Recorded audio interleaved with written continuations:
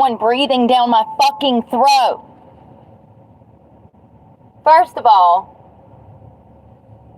this is my second McDonald's because the first one I had to leave because of a different guy. I'm coming down the road, I get off the interstate, and I notice that there is a beat up Ford truck in front of me with a man driving it with a cowboy hat on, and I have a cowboy hat on my dash. This son of a bitch is staring me down to the point that he slows down just to look at me through the rear view fucking mirrors because he has his windows down. So I slow down to get away from his ass, and I was about to turn into a McDonald's parking lot, and guess what? He turns in before I could. He saw my turn signal on. So I took off down the road, and I was like, I'll let him get lunch, and I'll come back and use the Wi-Fi. I whip a U-turn about a quarter of a mile down the road, and I come back. And that motherfucker is pulling out of the McDonald's parking lot. And I'm like, dude, I knew it. I knew he wasn't getting food. I knew he saw my turn signal on. He was watching me for like 10 miles coming down the road through his rear view. I said, I knew it. So I drove past him, lost him, ran into the McDonald's, changed clothes, used the bathroom, and took off. I can't wait till I get cameras on this truck so that I can show you guys the type of people that are out here.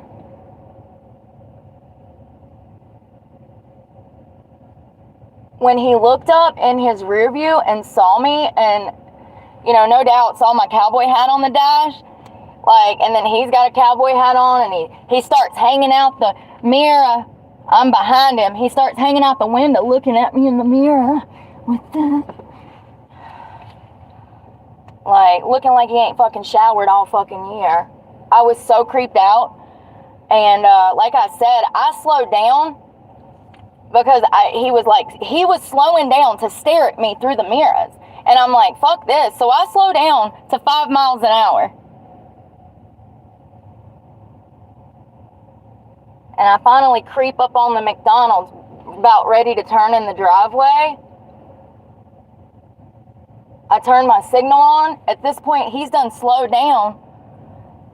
He had to have been going 5 miles an hour too. I go to turn in McDonald's and that motherfucker turns in. I said I fucking knew he was creepy, so I took off. And then I did a loop-de-loop and come back. It wasn't even a minute and a half later. Not enough time for him to run in and use the bathroom. Not enough time for him to go through the drive-thru. Not enough time to do anything with. I loop the loop, I come back, and that motherfucker is pulling out of McDonald's. So I was right. He was going to follow me in there. Watch people, man. Watch them. Then I pull up here. Where'd the guy go? Oh, so he left now. How ironic. He's gone. He's gone. His truck ain't even out there no more. Look at all these parking spaces over here.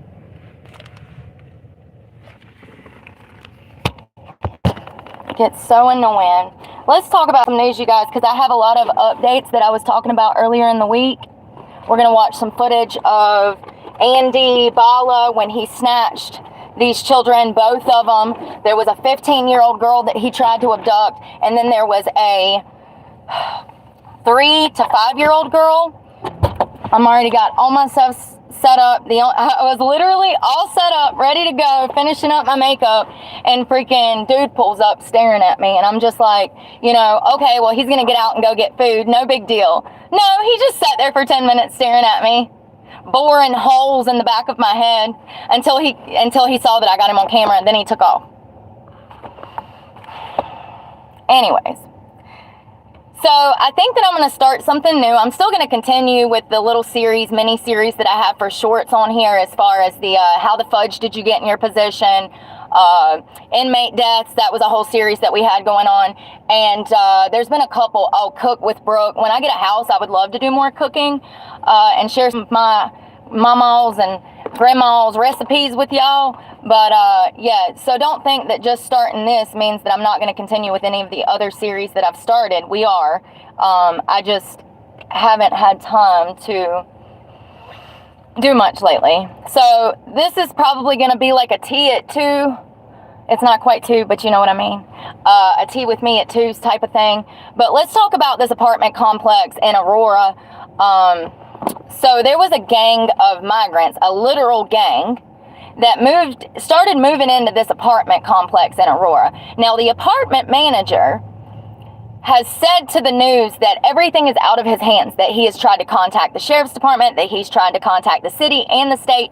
Nobody will help him remove these people, this gang, it's a literal gang from Venezuela, out of his apartment complex.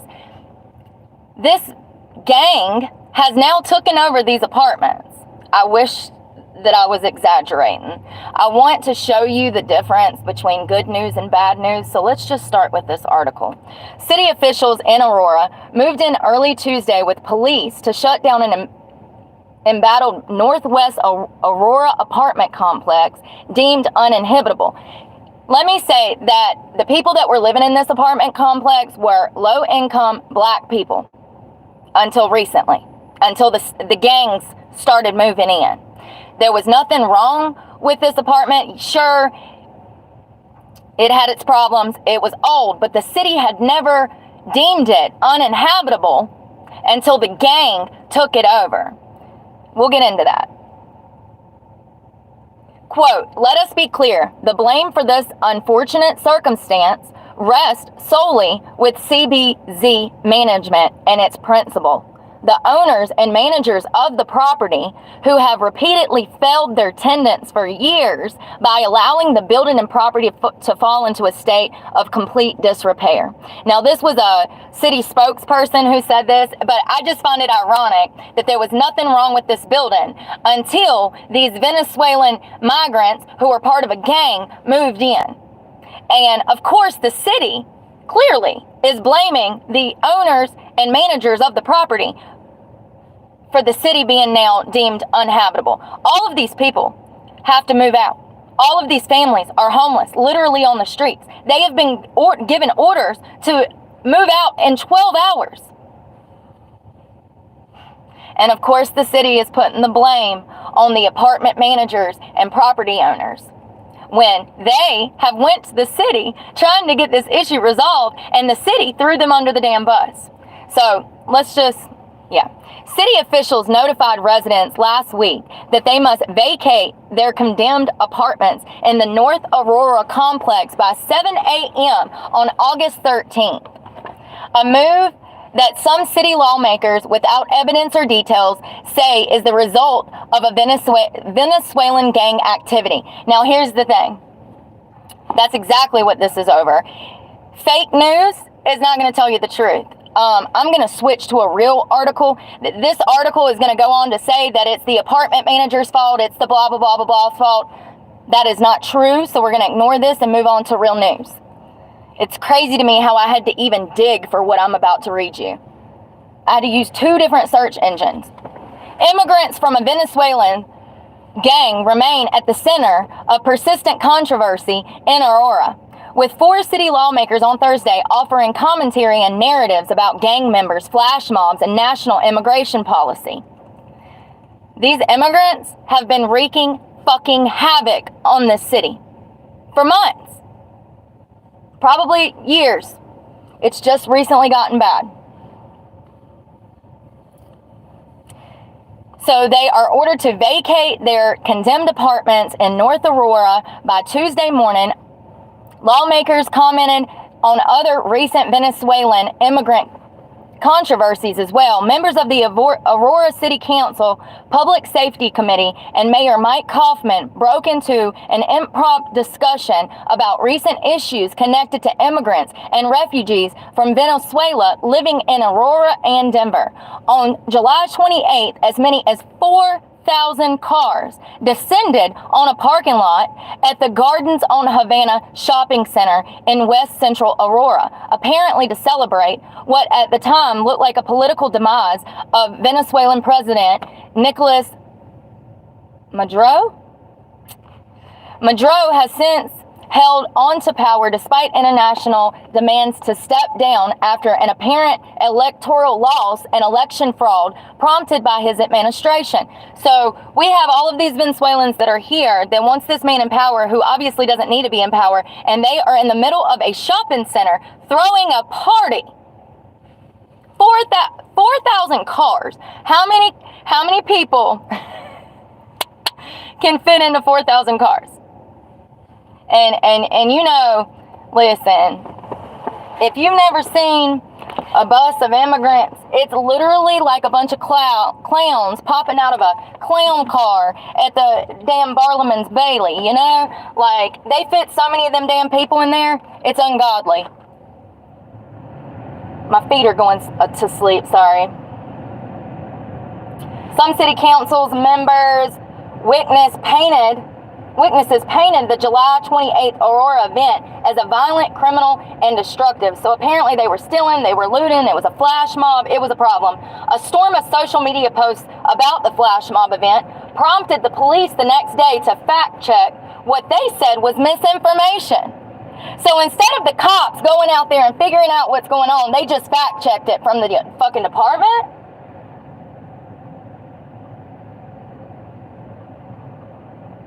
And they said it was misinformation. A few days later, the owner of the Northwest Aurora apartment complex and his public relations agent told the media that Venezuelan gangs had effectively taken over his 99-unit complex.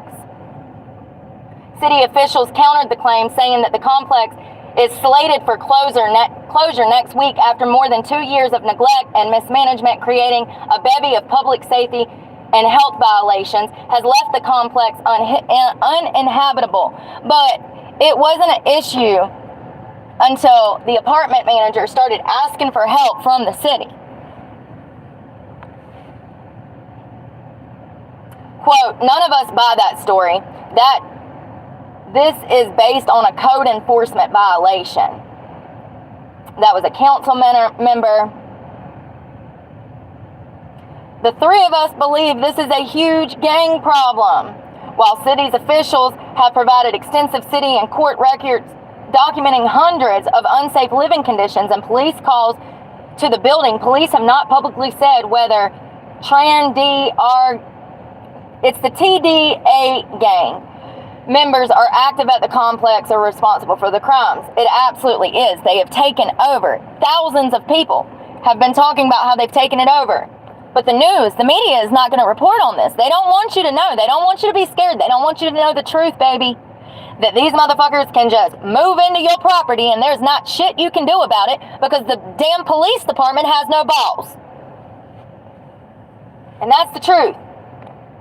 The TDA gang is extensive and they have taken over multiple apartment complexes in the city. Kaufman distanced himself from the accusations, saying that he was confident that the TDA gangs were present in the metro area, but that the history of safety violations at the embattled complex was well established, and that the police have not made clear what crimes at the complex were gang related. I bet they haven't.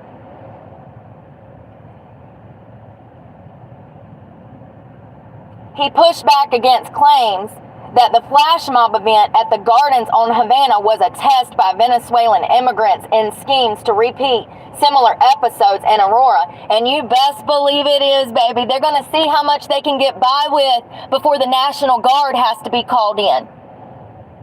This is pathetic. We have lost our backbone. We have lost our fucking marbles. Think about what I'm saying. There was almost 100 families in this apartment complex living peacefully. 20 of these people got together and decided that they were just going to move people out of their apartment. And so they bullied them. They said, "You're getting out now. We're moving in."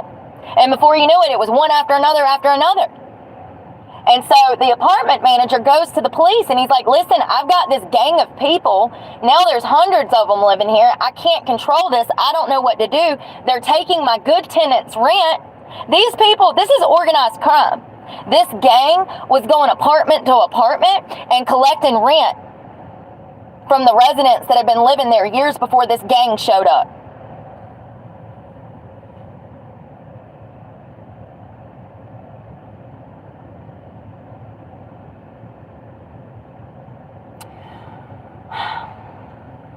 Border policies and management are to blame for the flood of undocumented immigrants that have overwhelmed local resources. What have I been saying? We don't have the resources for this. Now we have a gang of them that are kicking people out of their homes and taking over full complexes. This is so scary. So let's talk about the Aspen Grove controversy. The owner of the 99-unit apartment complex at Aspen Grove told the Sentinel, Colorado, earlier this week that the Aurora Police Department has failed to control what he said is unchecked Venezuelan gang activity at his apartment buildings. The city denies that and points to a property manager facing court action for numerous health and safety code violations at the building dating back to 2019 before Venezuelan immigrants. So here's the problem. This apartment complex, they were not up to code with their permits. They were not doing something legally. It was not the best conditions. Once again, this is subsidized housing. I do believe it was a poor, impoverished community. These people were barely fucking making it by before this gang took over their house. But it sounds like the city is trying to say that it's because of his zoning issues or his previous charges in court or pending charges for violations. I call bullcrap. I have no doubt that the building is uninhabitable, but at the same time, this issue wouldn't have arose if the building wouldn't have been taken over by gang members.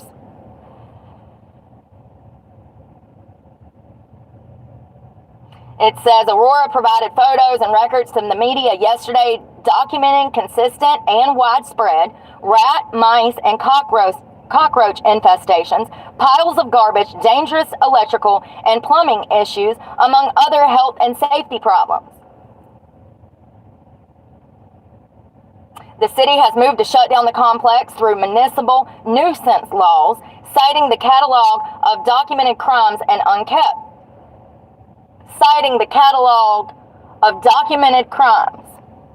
So part of the reason is that it's unkept, but the first thing that's listed is crimes. I find that intriguing.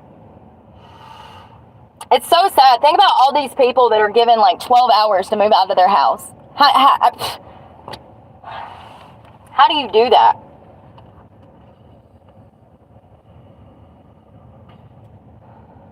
$40,000 new Venezuelan migrants coming to the region over the past few years. The surge of migrants has overloaded local immigrant resources. The crisis has become regular fodder in the 24 general election, pitting local and national policy functions against each other. On July 28th, an Aurora shopping center was overturned with an estimated 4,000 cars as a disorderly flash mob, lured by social media posts, attracted people focused on the results of the July 28th Venezuelan presidential election. So apparently, we all know that, if you don't know, this man in Venezuela, he's been in power for years, and apparently he killed all of his opponents right before the election, and he's in power again. So these people went to party. It was a flash mob, and they started destroying things.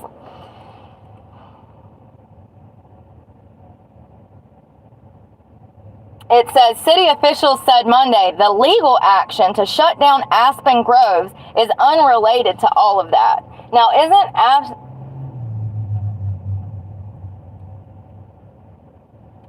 okay, it's not the same place. Aspen Groves is the apartment.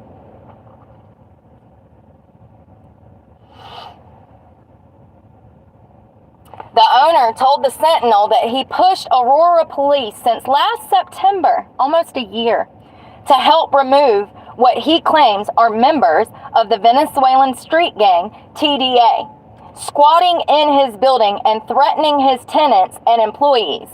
This man has been dealing with this problem for a year. He said tenants described to him gang members breaking into vacant apartments, patrolling with assault rifles. Y'all don't understand the level. These people are carrying around guns around these apartments, and they have complete control over these apartments. It's just crazy. I saw video footage of it. It's absolutely crazy. And threatening them to pay rent to the gang members, not the owner. City officials deny that this is part of the case, the cease issue, but police officials would not say if there is a TDA gang activity members in this complex or others nearby.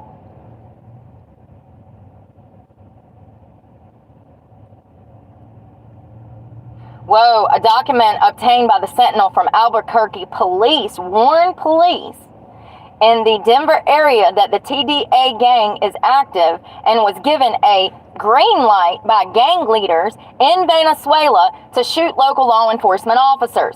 Why are y'all protecting these sons of bitches? Y'all just, what'd I say? Dumb is dumb.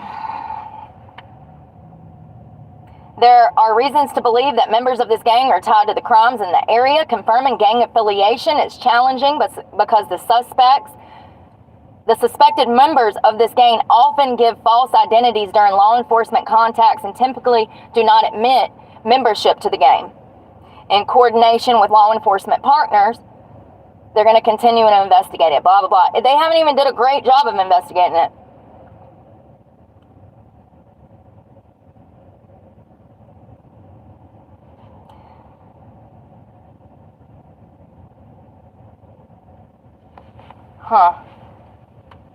So it says that eviction notices were posted across the complex on Wednesday. Each tenant was notified.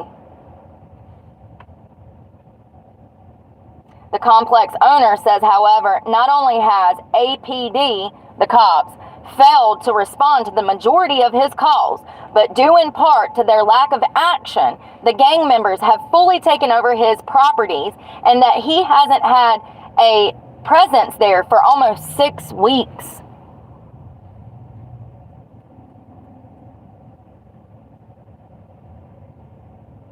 I told them, this is the apartment owner, I told them time and time again, if you guys only took this seriously 8 months ago, 9 months ago, you probably could have stomped it out with relative easiness.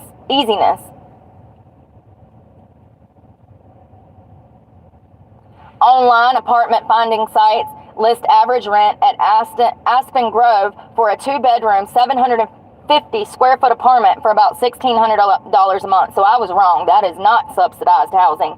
It's lower income housing, but it's not subsidized housing. That's bad to pay that and to know that this is what I'm talking about. How horrible that these people are spending the majority of their money on rent and living in this type of condition. That's the issue I have. It's messed up. And now they're homeless. Okay? They're all homeless.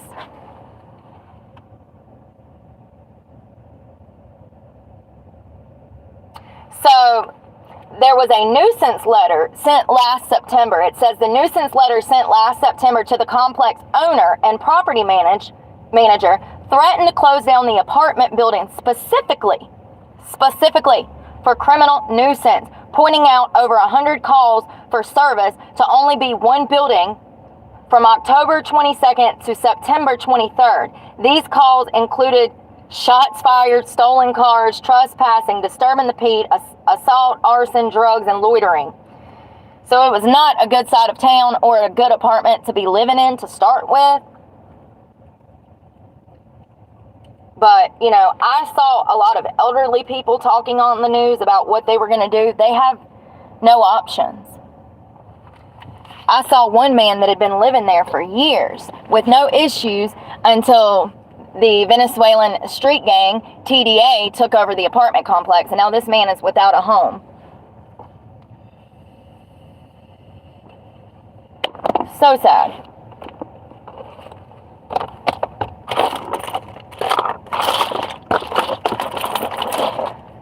So I want to move over to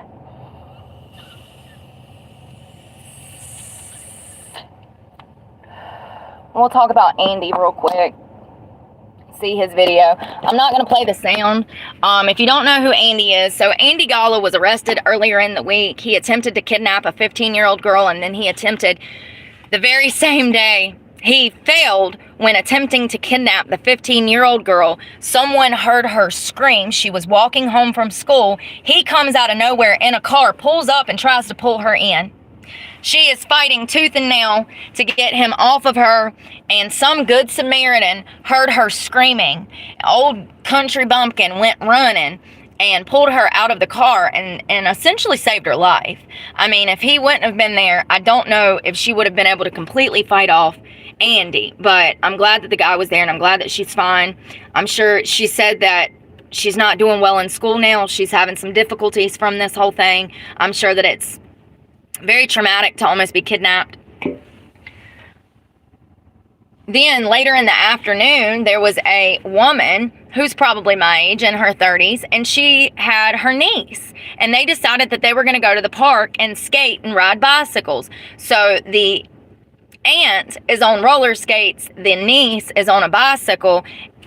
Andy comes out of nowhere once again and tries to steal this child. He snatches her off of her bicycle in front of her aunt. Her aunt makes a split-second decision. She said she literally knew it was do or die, and she just hit it on them roller skates and went as far and fast as she could go. She said she was praying the whole time, Lord, don't let me hit a rock.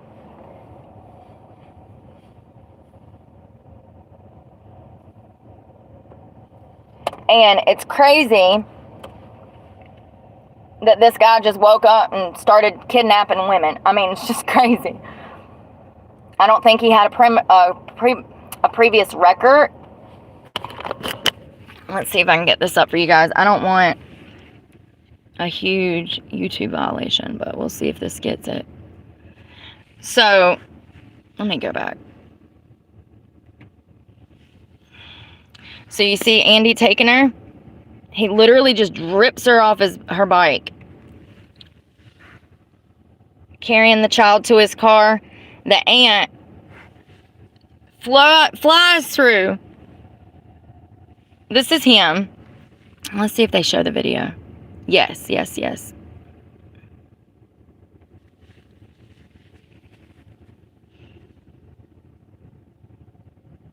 They are fighting over it. So let me just describe this to you. So that's the aunt. That's Andy taking the little girl off the bike. The aunt was on roller skates. She skates as fast as she can, and she noticed that Andy has his windows down. So she flies through the window. She loops her arm around the steering wheel like this. She loops her arm around the steering wheel trying to stay in the car because he's trying to push her out.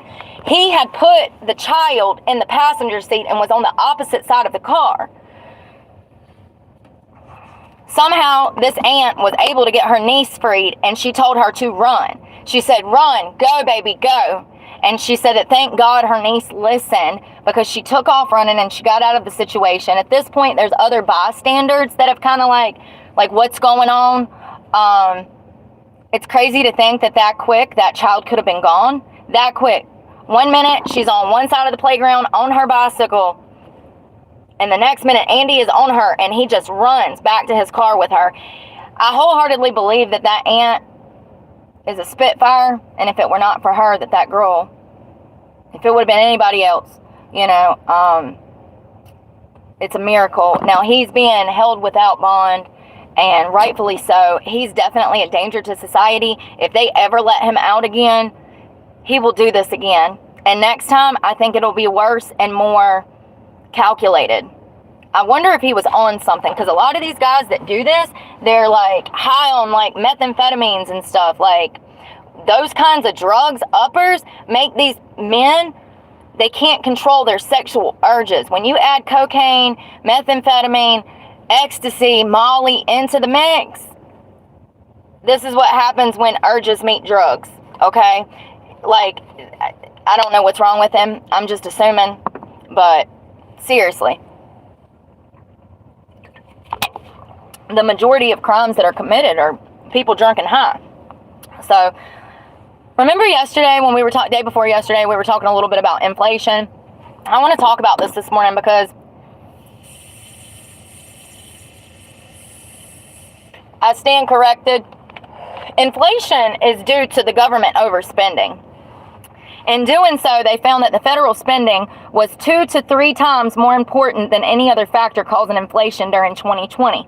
Specifically, their results showed that 42% of inflation could be attributed to the government spending. So our government giving Ukraine billions of dollars, Moldova millions of dollars, that's why everything is so expensive. They are overspending on our budget, excessive spending, when we're already trillions of dollars in debt. We've got to stop this. So I have this article that I want to read to you guys. It's called Excessive Government Spending is Making Inflation Worse. Here's how to bring it down. Now, this was written back in May of this year.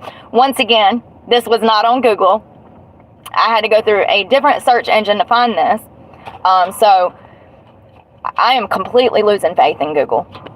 Completely losing faith. They're fake. It's all fake media over there now. They're a woke. They're on that train, baby, and they blatantly lie. So here we go. Bear with me.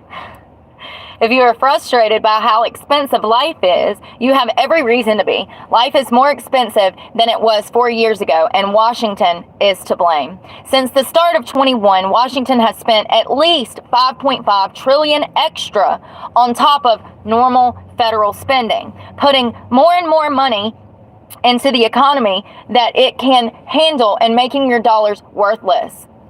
Putting more money into the economy than it can handle and making your dollars worthless.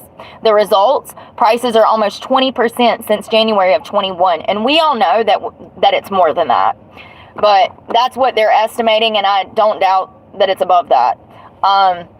Since January of 21, prices are up almost 20%. The average American household is spending about $12,500 more every year to keep the same quality of life as before.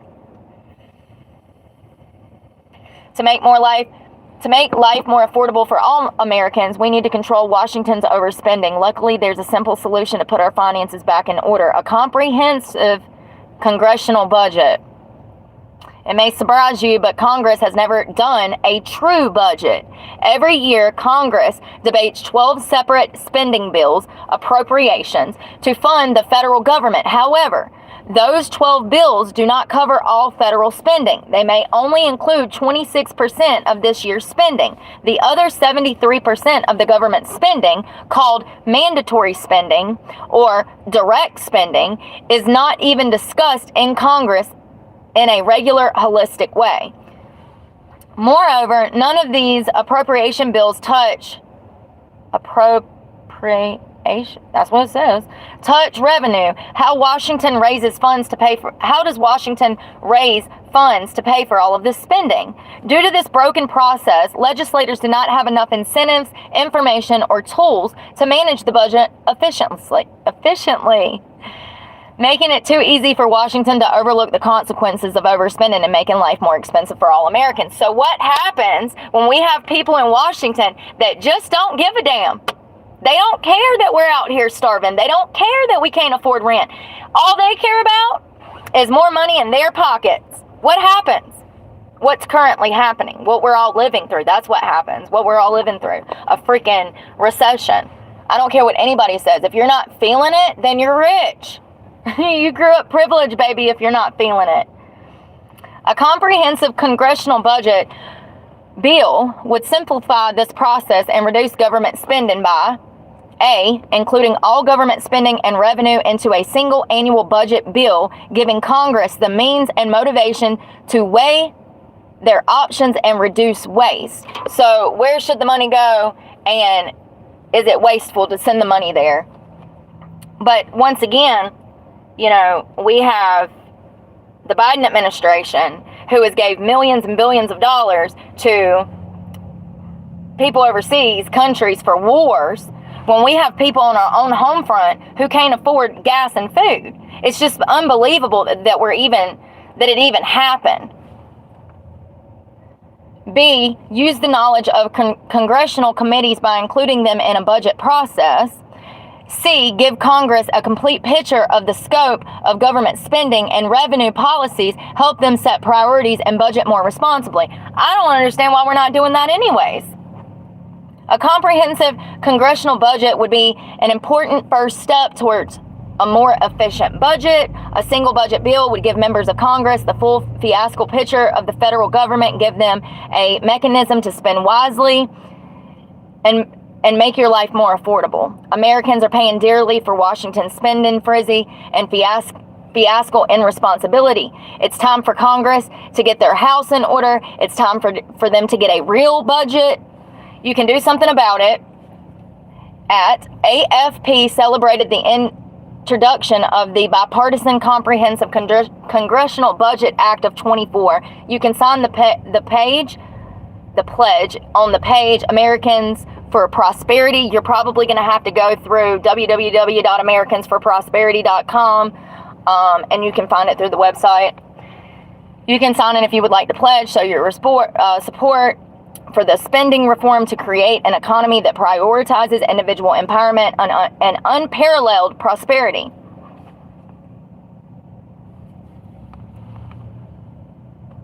So we do have a budget now, but it's not a set-in-stone budget, and it's not a budget that is for the American people, in my opinion. It says, yes, the United States Congress has the power to create a federal budget, which determines how much the government can spend in the upcoming fiasco year. The fiasco year runs from October 1st to September 30th the next year. I hope I'm saying that right, fiasco. The budget process is a complicated process that involves Congress. It doesn't need to be complicated. They do that shit so that you overlook it. Oh, it's complex. You don't need to know. It's complex. You don't need to know. Don't worry about that. It's not a big deal. The budget process is a complicated process that involves Congress, the White House Office of Management and Budget, the federal agencies. The process includes set spending limits for House and Senate committees, for appropriation subcommittees, approve individual appropriation bill to allocate funding to federal programs. Congress decides the amount and type of spending. I can't never say that. I will never be able to say that. Discretionary spending. I can't say that. I've never been able to say that. And provides resources for mandatory spending. The president is the one who approves the budget. So it is the Biden administration's fault. Congress's budget is then approved by the president. Every year, Congress decides the amount and type of discretionary spending, as well as provides resources for mandatory spending. So, yeah. And inflation definitely has got worse because we're spending all of these resources on illegal immigration. It's definitely causing things to be worse to have all of these new people here that need resources, okay? I wanted to look up this gang, and then I'm going to run. I got some stuff to do.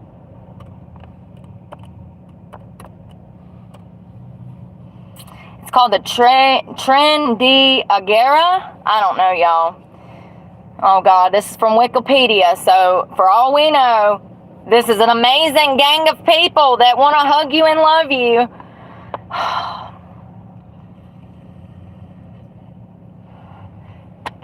Excuse me. The TDA is the largest criminal organization in Venezuela with over 5,000 members, and you can probably double that because, once again, what did they just say? They don't admit that they're gang members. These guys are secret. They're not like the other gang members that are all ganged and proud. They're like, hell yeah, Bloods. No, this is different. These people distance themselves from this gang. This is more of an organized crime type of gang, okay? These people are intelligent, okay? So, with over 5,000 members,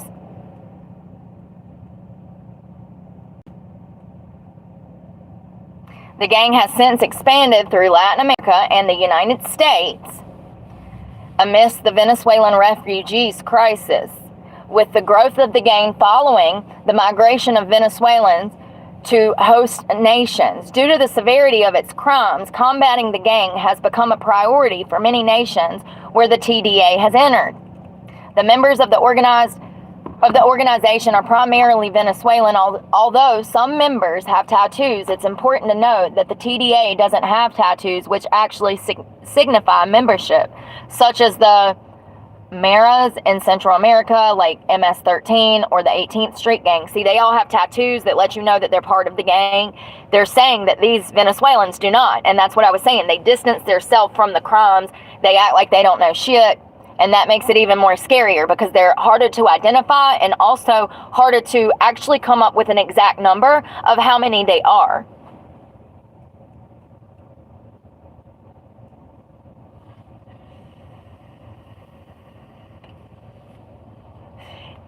Okay, so it says, since they don't have tattoos, this prevents members from being easily identified, as I was saying. Operations. The TDA is also the first Venezuelan criminal organization to expand internationally. It has a presence in Colombia, Brazil, Peru, Ecuador, but they only have 5,000 members. Bullshit. This is what I say when I say that Wikipedia lies. Bullshit, 5,000 members. Colombia, Brazil, Peru, Ecuador, Bolivia, Panama, Costa Rica, and Chile. America and Venezuela. So we've got... It holds a particularly dominant role in human trafficking and human smuggling in Latin America. The organization engages in a variety of criminal activities such as arms trafficking, bribery, drug trafficking, illegal mining, kidnappings for ransom, and money laundering. The gang has alliances with Primeiro Comando de Capital in Brazil. They don't sound too friendly. Just the name scares me. I mean, they have extreme crimes history in all of these countries. Look at this. I'm not going to read all of this, but there's stuff from Chile, Peru, United States. Oh, this is the United States, the stuff that's happened. Let's read some of this. Yes, let's do. These are crimes that have taken place because of this gang in the United States. Citing multiple criminal cases against suspect members of the gang, wrote that it shows an increasingly widespread presence of the band also in the United States. According to a prosecutor in the United States Department of Justice, several security agencies have reported a strong presence of the TDA in several states. Appeared in Chicago and its suburbs back in 23. Chief Gary McCarthy of Willow Springs estimated that hundreds of the gang members were present in the city. However, the Chicago Sun-Times reported in November of 23, a Sun-Times analyst found shoplifting and domestic violence arrests, but little proof of the gang's presence among migrants. This is what I'm saying when I tell you that the media lies to you. So the city identified these people as gang members, but the media said, wait a second, they're just thieves. They're just thieves. According to the New York City Police Department, the gang is involved in multiple cases of thefts throughout the New York City. According to the FBI, acting special agent in charge, Britton Boyd, 41 suspected members of the TDA were arrested during this same period. In January of 24, the Federal Bureau of Investigation confirmed reports that the gang was operating in the United States. They confirmed it. The FBI confirmed it. On July 11th of 24, the U.S. Department of Treasury and the White House announced sanctions against the Venezuelan criminal organization TDA and designated it as a transactional criminal organization. Designated it? Yeah. The State Department is also offering a $12 million reward for information leading to the arrest of the organization's leaders. $12 million! If you know some Venezuelan street gang members, you might be entitled to $12 million.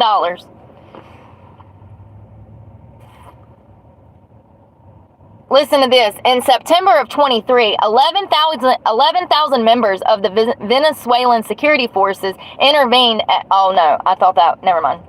never mind. I thought they were going to say 12,000 or 11,000 TDA members, and I was like, wait a second, you said it was 5,000 up top. Very interesting stuff, scary stuff.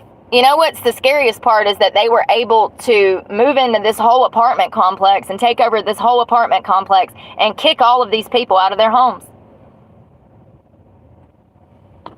This was a test, my friends. It was a test to see how far they could take it. So was the, 4,000 cars rolling up at the shopping center, throwing a big-ass party and then, destroying property. That was a test to see what they could get by with. I don't know. We'll see what happens. We might catch up a little later this afternoon. I've got some work to handle.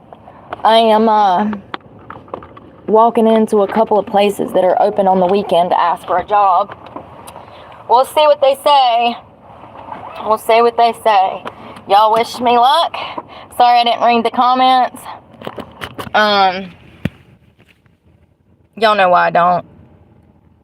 Because these losers ain't worth my time. Thank you to my regular followers that come and did the news with me. We'll talk later this afternoon. I'll let y'all know how my day goes. I hope everybody enjoys the weather today. Super nice outside. It's not too hot.